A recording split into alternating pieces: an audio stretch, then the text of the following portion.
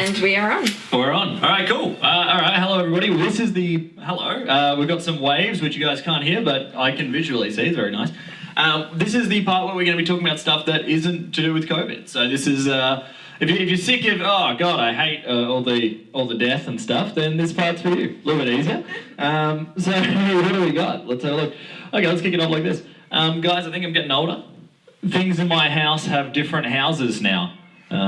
So for example, you know, in most houses, everyone's got a little house for their mugs. The mugs live here. They don't live over here. They live here. Yeah? Pretty easy. The cold food just lives in that little fridge there, you know? Cold food lives here. Got a little house. Teacups here, cold food here. Some things, their house is a whole room. A remote, for example. It doesn't have a house, it just has a room. Lounge room. Can be in a cushion cover. Can be on a table, wherever you like it. Unless you're one of those people that's got a little dock for their little remote, you know. We walk into a room, looks like the room's got an erection. Little remote here. Knock that one off. So people that like to control everything with one remote, too much power for one remote, in my opinion. Because you always see them, it's always like, hey Dave, can you turn up the volume? It's a little bit quiet, mate. Yeah, no worries, mate. And they do that long exhale. Yep. Volume up, you reckon? Yeah. It's just a bit quiet, mate. Yep.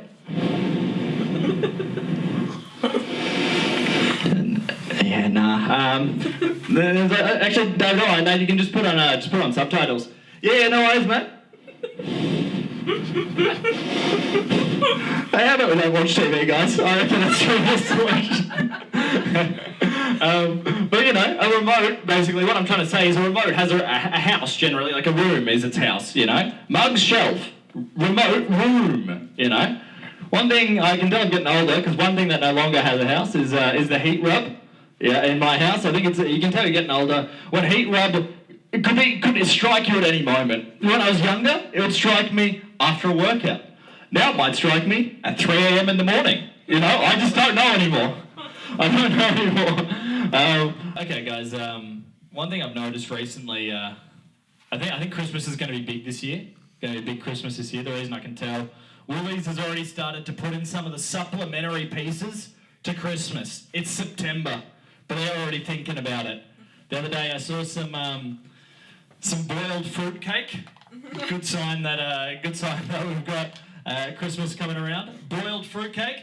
One of the least appealing names you could possibly have for something that's meant to be a delicacy. Boiled fruit cake. Hey mate, how would you like your cake? Actually, can I have that boiled? Yeah, no worries, mate. What are we talking about? Boiled fruit cake. It's crazy. It's one of those foods that's only tasty for like 1920 and before. After that, we worked out what flavour it is. Oh yeah, how about we put some sugar in that? Oh yeah, that tastes way better. We're getting this boiled cake that I'm loving. Boiled fruit cake. Boiled cake. Oh, can I have that cake? Oh, don't worry, the water's just in a simmer. We need it to boil to make this cake. What are we talking about? But old food's so weird. Old food always sucks. Have you guys noticed that? Food, like, especially white food before 1920, no one knew what was going on. You don't have any of the desserts? Oh yeah, can I have a boiled lolly? Yeah, I'd like to shatter all my teeth. Yeah, that sounds fantastic. Yeah, can I have licorice? Yeah, it just tastes like shit. Yeah, awesome. Boiled fruitcake. Man, no wonder why the life expectancy was so low back then. You worked hard all day, you come home, one of your kids has just randomly died. You sit down, oh, what's for dinner? Oh, it's boiled fruitcake. Oh, yeah, no worries. Just walk up and fucking kill myself. Boiled fruitcake, man. Anyway, it's in supermarkets now. Get it before it runs out. Is Woolies prepared for a boiled fruitcake runs out? Steve, the stocks are depleted. Oh my God, it happens every year. Boiled fruitcake. Good God. What else do I want to do? All right. You guys, speaking of food that sounds absolutely horrible, you guys ever had a friend or a family member that likes to freeze bread? Likes to freeze bread.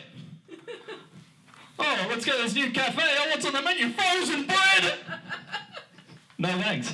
Not interested. Frozen bread. It's one of those weird conundrums, frozen bread, because like if you've never experienced anyone that's frozen bread, I'm telling you, there's people out there that will grab a loaf of bread and freeze it. They'll just stick it in the freezer. I'm like, why is that? I don't know. I'm being completely honest. Is it to preserve the bread? Maybe. But I mean, like, is it the best way to do it? Well, let's look into it. So when I was growing up, I grew up in Canberra. We had to wake up really early. I'd wake up bleary-eyed. 6 a.m. It's dark. It's really cold. You wander around. In our house, we had the frozen bread. Wander around bleary-eyed. No, I'm about to have toast. I'm opening up the freezer. So that's already a bad sign, in my opinion. Crack that open. Take out, you can hold a little bit like that, and the loaf is just going to hang out like that. That's what we're looking at. Moving that loaf around like that. Put that down. Now, look, you know, I'm someone that likes to, you know, like, back, at least at 6 a.m, I want to sleep in, all right? So I'm going to want to put in the least amount of effort possible. Frozen bread really destroys that straight away. You pull the whole loaf out of the bag that's like crispy. You pull out the loaf. To get one slice, you might think, oh, this is easy. You just snap that off. Yeah, sure, let's give that a go. You get a little butter knife out, the only knife we had there. A little butter knife, just give that a little hack. You've barely done any damage to the loaf. It's just still sitting as a huge frozen block. Meanwhile, people are getting ready. I'm about a quarter of the way through the slice. I'm starting to see it free up a little bit. I'm like, okay, I've warmed it up. You get the little butter knife and then go to snap out the little piece. Half the slice comes off. What am I doing with that? Straight in the toaster, know what's going on there? Come back for the second half of the slice here. Cars are starting up. First piece slices, the first slice flies up. Grab that. Oh, it's still frozen. Straight back in the toaster. Just crank that to the 5. We got the fools.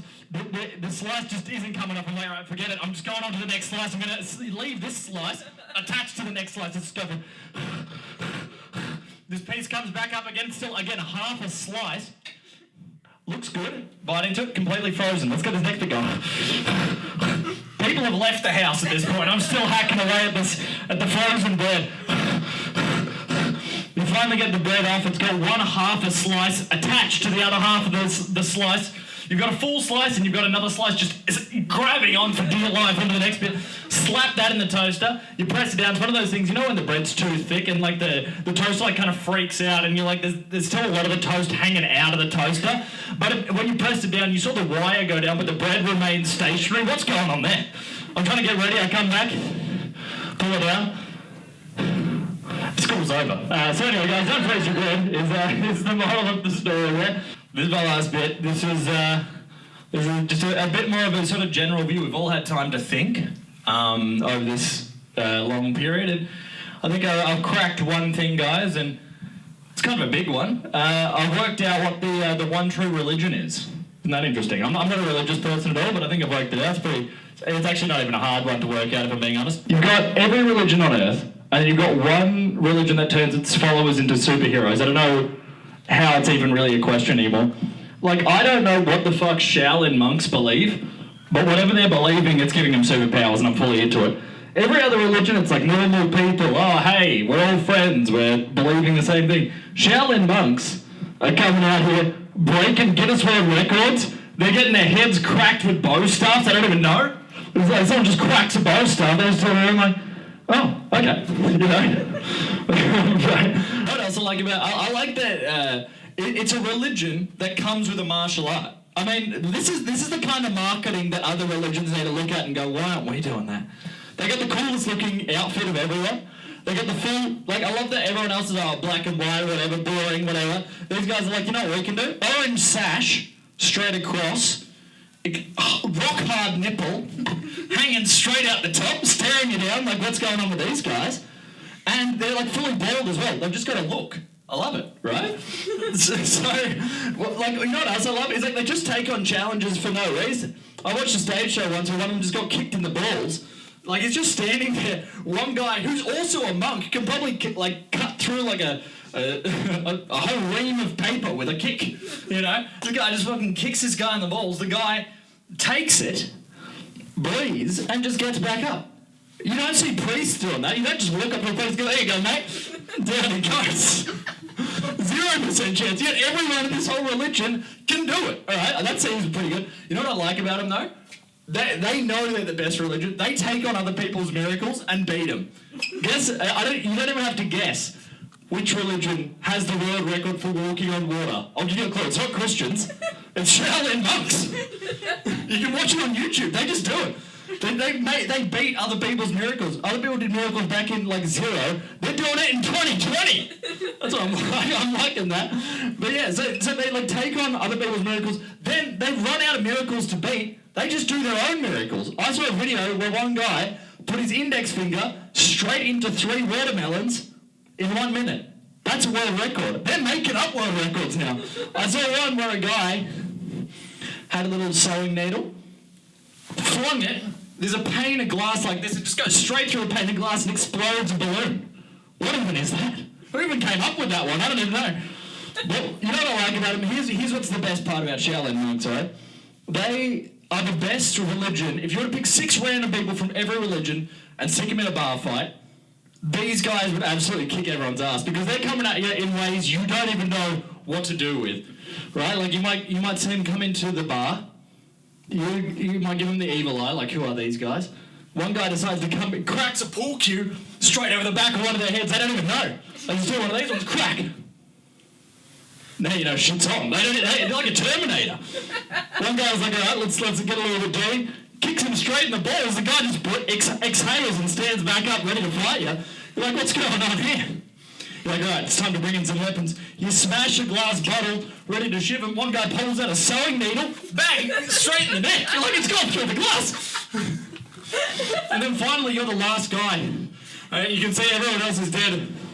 And one guy comes at you with a sort of like crane position. You don't even know where the attack's going to come from. Am I going to get kicked? Is there going to be a jab to the eye? And before you can even think of it, he grabs your head, eyeball straight into the rock hard nipple. Pang! Ping! And what's cool about those guys as well is like, you know, when you come to, like you wake up like 3 hours later, you look around the bar, it's in the best condition it's ever been in. You just know like the walls are polished, you're like, did we just get queer-eyed? What just happened? Anyway, guys, this is my non-COVID set. Thanks for watching. Woo!